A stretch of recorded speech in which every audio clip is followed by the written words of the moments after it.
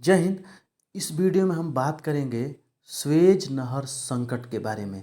26 जुलाई 1956 को घटित स्वेज नहर संकट के बारे में इस वीडियो में बात करेंगे। इस वीडियो में बात करेंगे कि किस तरह से मिस्र ने अपने कूटनीतिक से और अपने प्रयास से इजराइल, फ्रांस और इंग्लैंड की तीनों की सेना को, संयुक्त सेना को वापस लौटा दिया, चारों खाने चित कर दिया। अगर हम बात करते हैं, ये आप देख सकते हैं स्वेज नहर का जो निर्माण हुआ 1859 से 1869 के बीच में, यानी एक तरह से देखा जाए तो 10 साल इसको स्वेज नहर को बनाने में लगा। और स्वेज नहर 17 नवंबर 1869 को खोली गई। और स्वेज नहर के खुलने से भारत और यूरोप के बीच की दूरी 7,000 किलोमीटर कम हो गई। अब देखते हैं, ये आप देख सकते हैं, यहाँ से हम देखते हैं तो अगर मुंबई से चलते तो पहले क्या होता था, यूरोप के लोग आते थे तो यूरोप के ऐसे अफ्रीका महाद्वीप के नीचे से केप ऑफ गुड होते हुए मुंबई पहुँचते थे। तो लगभग, यानी एक तरह से देखा जाए तो 19,800 किलोमीटर की दूरी तय करनी पड़ती थी।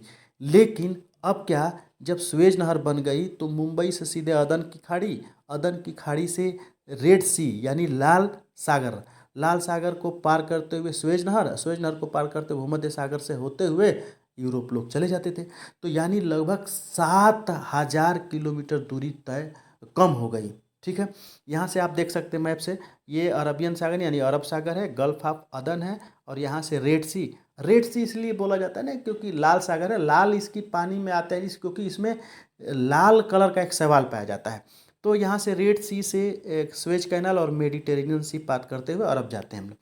अब हम बात करते हैं, ये स्वेज नहर है तो स्वेज नहर की जो लंबाई है 193 किलोमीटर है, और इसकी जो गहराई है 26 फीट गहरी है और 673 फीट ये चौड़ी है। यानी 193 किलोमीटर इसकी लंबाई है, 193 किलोमीटर। मोटा मोटा देखा जाए तो 200 किलोमीटर से थोड़ा सा कम। 26 फीट इसकी गहराई है और 673 फीट चौड़ी है, ये आप देख सकते हैं। यहाँ पे मैंने नोट कर दिया है, स्वेज नहर का निर्माण जो है 10 सालों में हुआ, 1859 से लेकर के 1869 के बीच में। 17 नवंबर 1869 को यह स्वेज नहर खोली गई, और स्वेज नहर के खुलने से दूरी जो है भारत और यूरोप की दूरी 7,000 किलोमीटर कम हो गई।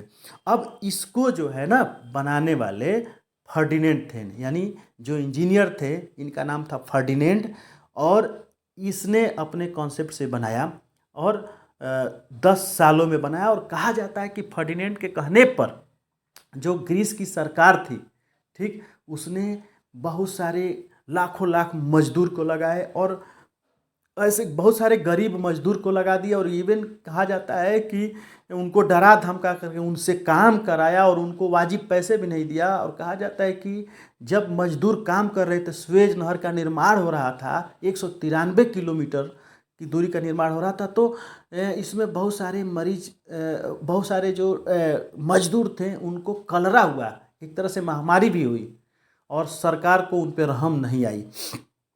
आगे बात करते हैं, स्वेज नहर का जो कॉन्सेप्ट था ना, पहली बार स्वेज नहर का जो बात बनाने की आई, यानी नहर बनाने की बात आई भूमध्य सागर और लाल सागर के बीच में, तो वह नेपोलियन बोनापार्ट ने पहली बार सोचा था कि इसके बीच में अगर नहर बनाते हैं तो दूरी कम हो जाएगी।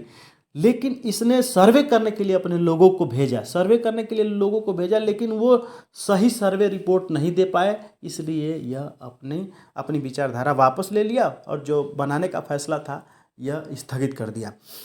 अब बात करते हैं इनके बारे में, आप समझ लीजिए, यह है इस्माइल पाशा। स्वेज नहर बन जाती है, इस्माइल पाशा जी हैं, ग्रीस के हैं मुखिया, और यानी मिस्र के जो मुखिया हैं, मिस्र के मुखिया, ठीक, तो मिस्र के मुखिया इस्माइल पाशा जी हैं। ये क्या करते हैं कि जब ये स्वेज नहर का निर्माण हो रहा था तो उसमें शेयर की बात करते हैं फ्रांस और इंग्लैंड, क्योंकि उस समय यही आगे थे। इंग्लैंड तो आप जानते ही हैं बहुत आगे था, अग्रणी था, फ्रांस भी आगे था।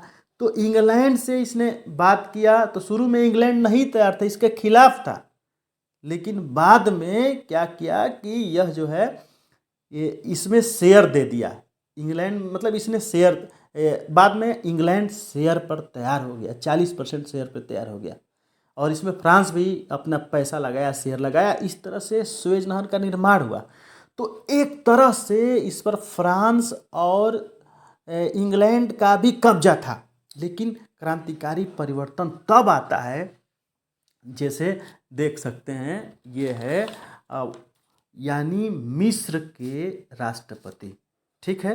अगर मिस्र के राष्ट्रपति बहुत अभी ये नासिर साहब है, ठीक है। तो नासिर साहब ये एक चमत्कारी परिवर्तन किए, एक जो है शानदार इनमें परिवर्तन इन्होंने किया, ठीक। अब्देल गामेल नासिर साहब ये बहुत एक अच्छे नेता के रूप में उभरे, और इन्होंने कहा कि यार ये जो सुएज नहर है वह हमारे हिस्से की चीज़ है और इसको हम राष्ट्रीयकरण करेंगे। और इन्होंने राष्ट्रीयकरण कर दिया, और इन्होंने कहा कि नहीं भाई, जो कुछ भी हिसाब किताब होगा हम इंग्लैंड को, फ्रांस को वापस दे देंगे, लेकिन सुएज नहर हमारी है और हमारी रह के रहेगी।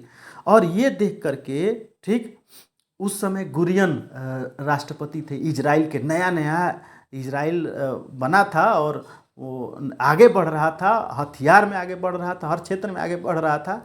तो गुरियन साहब ने फ्रांस और इंग्लैंड की सेना के साथ आक्रमण कर दिया। लेकिन ये नासिर जो है ना, नासिर साहब, ये क्या किए, ये हटे नहीं, एकदम डटे रहे। और जो सिनाई प्रायद्वीप है, ठीक, उसमें अपनी सेना खड़ा कर दी, सीमा पे लगा दी और लड़ने के लिए तैयार किया इन्होंने। और सीमा, तीनों संयुक्त सेना लड़ाई पर थी और लड़ाई शुरू हो गई। लेकिन संयुक्त राष्ट्र संघ के प्रयास से, संयुक्त राष्ट्र संघ नया नया बना था, उसका मतलब था, आजकल कोनो थोड़े ना मतलब है संयुक्त राष्ट्र संघ का। संयुक्त राष्ट्र संघ वैसे ही गांव के प्रधान की तरह हो गया है कि गांव का प्रधान फैसला करने आता है और गांव के लोग कहते हैं कि हटा मर्दाइल बड़ा, तू फैसला करे। तो वही संयुक्त राष्ट्र संघ आज के डेट में प्रासंगिक नहीं है। आप देख भी चुके हैं, अभी जो है संयुक्त राष्ट्र संघ में जॉर्डन के नेतृत्व में वोटिंग हुई है, 120 वोट दिए हैं हमास यानी गाजा के तरफ से, और 45 देश विपक्ष में, 45 देशों ने वोटिंग नहीं किया। तो कहने का मतलब ये कि आज के डेट में खुद धमका रहा है इजराइल संयुक्त राष्ट्र संघ के मुखिया को। संयुक्त राष्ट्र संघ कोई प्रासंगिक आज के डेट में नहीं है।